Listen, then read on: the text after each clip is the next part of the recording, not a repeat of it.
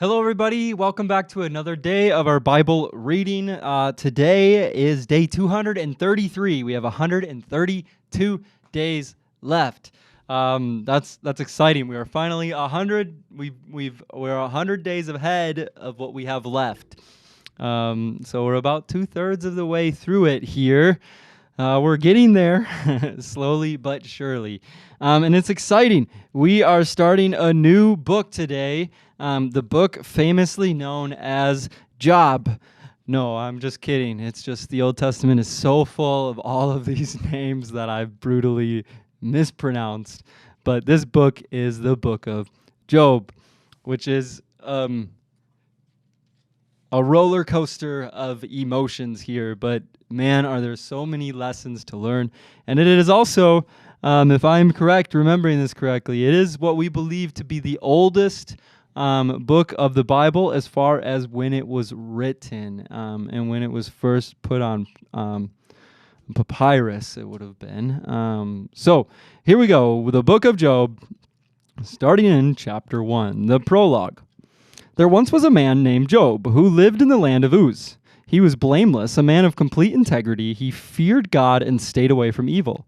He had 7 sons and 3 daughters. He owned 7,000 sheep, 3,000 camels, 500 teams of oxen, and 500 female donkeys. He also had many servants. He was, in fact, the richest person in the entire area. Job's sons would take turns preparing feasts in their homes, and they would also invite their 3 sisters to celebrate with them. When these celebrations ended, sometimes after several days, Job would purify his children. He would get up early in the morning and offer a burnt offering for each of them, for Job said to himself, "Perhaps my children have sinned and have cursed God in their hearts." And this was Job's regular practice. Job's first test. One day the members of the heavenly court came to present themselves before the Lord, and the accuser, Satan, came with them. "Where have you come from?" the Lord asked Satan. Satan answered the Lord, "I have been patrolling the earth, watching everything that's going on." And then the Lord asked Satan, "Have you noticed my servant Job? He is the finest man in all the earth. He is blameless, a man of complete integrity. He fears God and stays away from evil." And Satan replied to the Lord, "Yes, but Job has a good reason to fear God. You have always put a wall of protection around him and his home and his property. You have made him prosper in everything that he does. Look how rich he is. But reach out and take away everything he has, and he will surely curse you to your face." "All right, you may test him," the Lord said to Satan. "Do whatever you want with everything he possesses, but don't harm him physically." So Satan left the Lord's presence. And one day, when Job's sons and daughters were feasting at the oldest brother's house, a messenger arrived at Job's home with this news: "Your oxen were plowing with the donkeys feeding beside them, and when Sabians raided us. They stole all the animals and killed all the farmhands. I am the only one who escaped to tell you." And while he was still speaking, another messenger arrived with this news: "The fire of God has fallen from heaven and burned up your sheep and all the shepherds. I am the only one who escaped to tell you." And while he was still speaking, a third messenger arrived with this news: "3 bands of Chaldean riders have stolen your camels and killed your servants. I am the only one who escaped to tell you." And while he was still speaking, another messenger arrived with this news: "Your sons and daughters were feasting in their oldest brother's home. Suddenly a powerful wind swept in from the wilderness and hit the house on all sides. The house collapsed, and all of your children are dead. I am the only one who escaped to tell you." And Job stood up and tore his robe in grief. And then he shaved his head, and he fell to the ground to worship. He said, "I came naked from my mother's womb, and I will be naked when I leave. The Lord gave me what I had, and the Lord has taken it away. Praise the name of the Lord." In all of this, Job did not sin by blaming God. Chapter 2, and this is the title of this chapter. It says Job's second test, as if the first things that just happened weren't enough. One day, the members of the heavenly court came again to present themselves before the Lord, and the accuser Satan came with them. "Where have you come from?" the Lord asked Satan. And Satan answered the Lord, "I have been patrolling the earth, watching everything that's going on." And then the Lord asked Satan, "Have you noticed my servant Job? He is the finest man in all of the earth. He is blameless, a man of complete integrity. He fears God and stays away from evil. And he has maintained his integrity, even though you urged me to harm him without cause." And Satan replied to the Lord, "Skin for skin. A man will give up everything he has to save his own life. But reach out and take away his health, and he will surely curse you to your face." "All right, do with him as you please," the Lord said to Satan, "but spare his life." So Satan left the Lord's presence, and he struck Job with terrible boils from head to foot. Job scraped his skin with a piece of broken pottery as he sat among the ashes. His wife said to him, "Are you still trying to maintain your integrity? Curse God and die." But Job replied, "You talk like a foolish woman. Should we accept only good things from the hand of God and never anything bad?" So in all this, Job said nothing wrong. Job's 3 friends share his anguish. When 3 of Job's friends heard of the tragedy he had suffered, they got together and traveled from their homes to comfort and console him.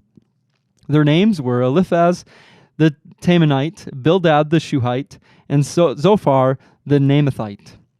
When they saw Job from the distance, they scarcely recognized him. Wailing loudly, they tore their robes and threw dust into the air over their heads to show their grief. And then they sat on the ground with him for 7 days and nights, and no one said a word to Job, for they saw that his suffering was too great for words. Chapter 3, Job's first speech. At last Job spoke, and he cursed the day of his birth. He said, "Let the day of my birth be erased, and the night I was conceived. Let that day be turned to darkness, and let it be lost even to God on high, and let no light shine on it. Let the darkness and utter gloom claim that day for its own. Let a black cloud overshadow it, and let the darkness terrify it. Let that night be blotted off the calendar, never again to be counted among the days of the year, never again to appear among the months. Let that night be childless, let it have no joy. And let those who are experts at cursing, whose cursing could rouse Leviathan, curse that day. Let its morning stars remain dark, and let it hope for light, but in vain may it never see the morning light. Curse that day for failing to shut my mother's womb, for letting me be born to see all this trouble. Why wasn't I born dead? Why didn't I die as I came from the womb? Why was I laid on my mother's lap, and why did she nurse me at her breasts? Had I died at birth, I would now be at peace. I would be asleep and at rest. I would rest with the world's kings and prime ministers, whose great buildings now lie in ruins. I would rest with princes rich in gold, whose palaces were filled with silver. Why wasn't I buried like a stillborn child, like a baby who never lives to see the light? For in death the wicked cause no trouble, and the weary are at rest. Even captives are at ease in death, with no guards to curse them. Rich and poor are both there, and the slave is free from his master. Oh, why give light to those in misery, and life to those who are bitter? They long for death, and it won't come. They search for death more eagerly than for hidden treasure. They're filled with joy when they finally die, and rejoice when they find the grave. Why is life given to those with no future, those God has surrounded with difficulties? I cannot eat for sighing. My groans pour out like water. What I always feared has happened to me, and what I dreaded has come true. I have no peace, no quietness. I have no rest. Only trouble comes. All right. Well, there is the downfall, or the darkest moment for Job. Very understandably so. Just horrible misery has befallen him.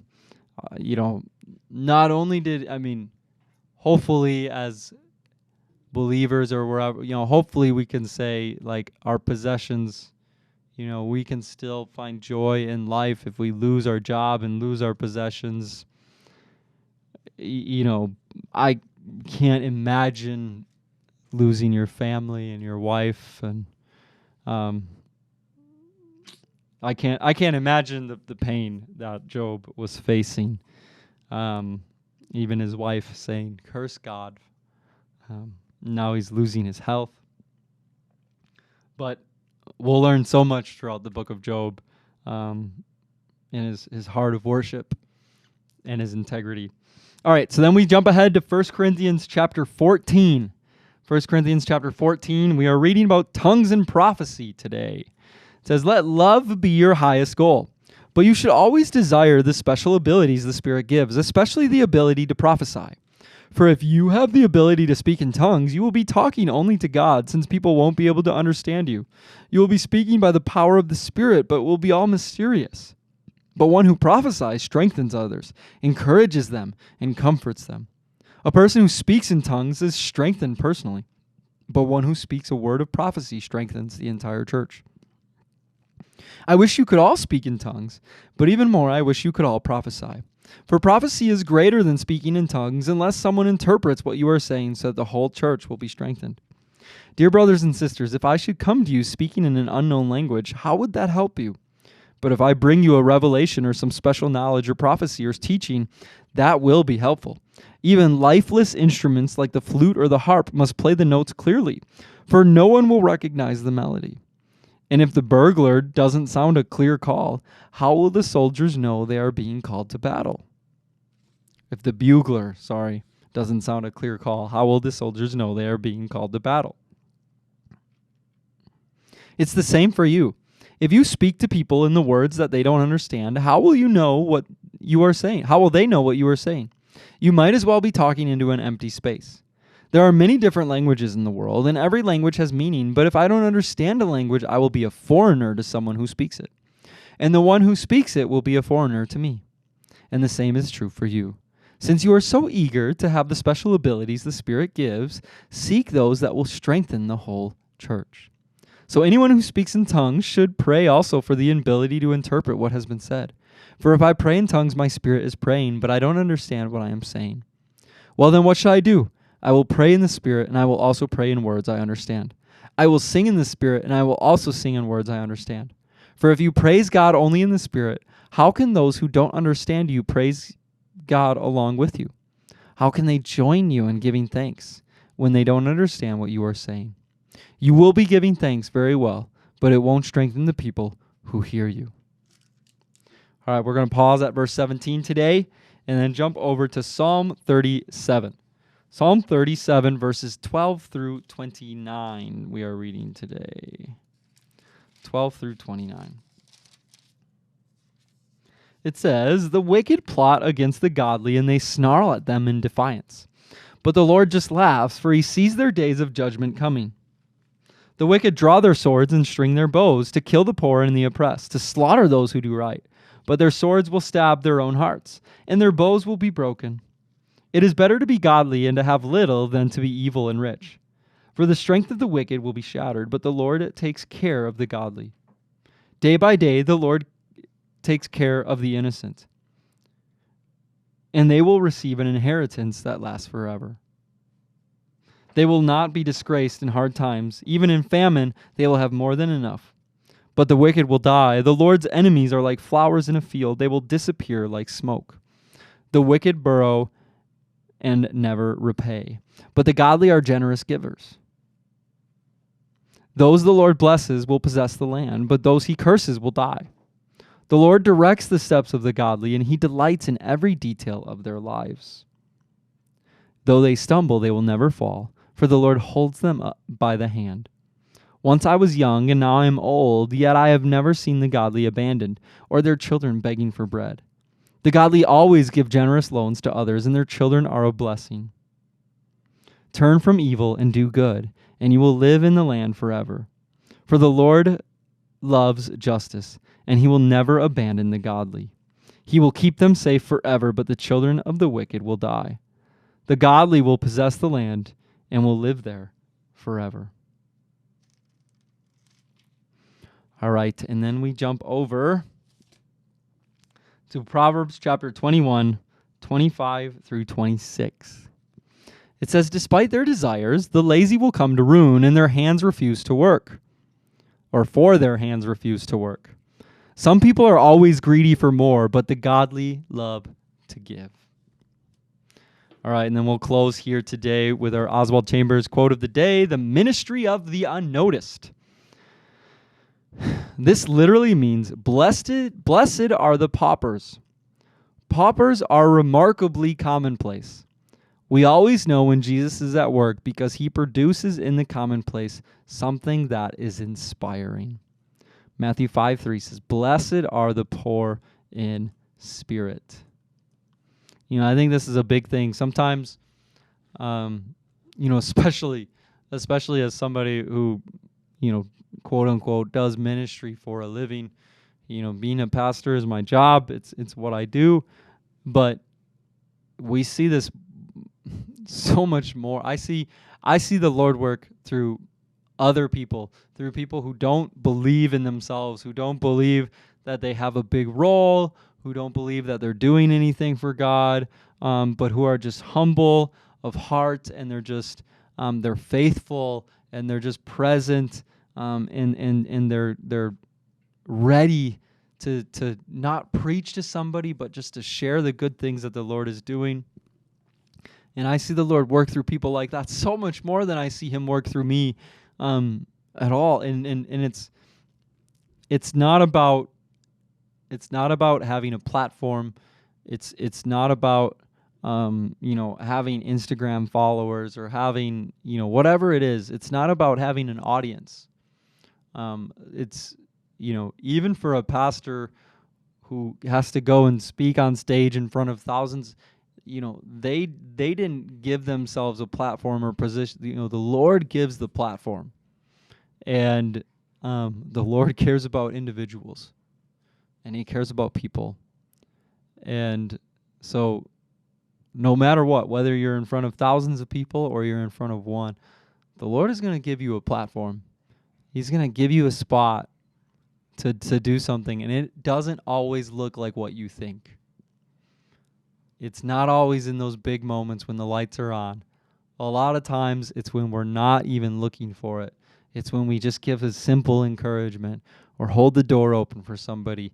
Like, those are the moments where God comes in. It's when you're sitting in the back of the room and you go and pray for somebody or whatever it is. Those are the moments where the Lord can come in and work. And blessed are the poor in spirit. All right, Lord, we thank you for another day. And Lord, we thank you for your word. Thank you so much, Lord, that we have your word to turn to. And we thank you for Jesus. And in his name we pray. Amen. All right, everybody, I hope you have a wonderful day, and we will see you again tomorrow. Bye, guys.